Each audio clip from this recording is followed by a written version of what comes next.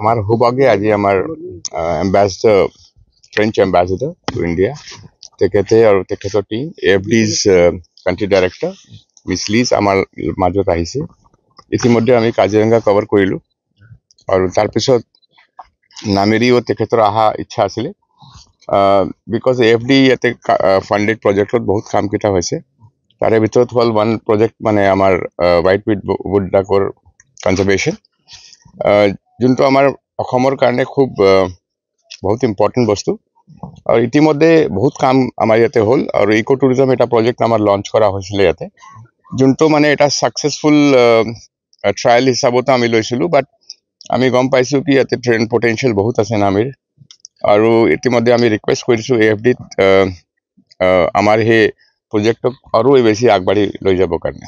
আজি কিবা ইনোগ্ৰেশ্যন আমি এটা ৱেবছাইট লঞ্চ কৰিছোঁ যোনটো online bookings for eco tourism, community based eco tourism, মানে গোটেই আশে পাশে যিমান আমাৰ মানুহ থাকে সেইগতক ইনভলভ কৰি আমি এটা ইকো টুৰিজম প্ৰজেক্টটো ইয়াতে আৰম্ভ কৰিছোঁ। সেই প্ৰজেক্টৰ থ্ৰু দিয়ে আমি বুকিংছ কেইটা যেতিয়া কৰিম মানে কেছলেছ বুকিং হ'ব আৰু UPI ট্ৰানজেকশ্যন সেইবিলাক গোটেইখিনি আৰু মোবাইল কানেকশ্যনতে টিকেটবিলাক আহি যাব। সেইটো আজি তেখেতে ইনগ্ৰেট কৰিলে। কি নাম আছিলে ৱেবছাইটৰ? আমাৰ নামেৰি ইকো টুৰিজম NPTR বুলি। বাকী স্যাৰ নামেৰিৰ কাৰণে নামেৰি নেশ্যনেল ডেভেলপমেণ্টৰ কাৰণে ফ্ৰেণ্ডছৰ ফালৰ পৰা কিবা তেনেকুৱা আপোনালোকে এইটো মই কৈছোঁ এতিয়া আমাৰ সেই প্ৰজেক্টটো লাষ্ট 5 years চলি আছে।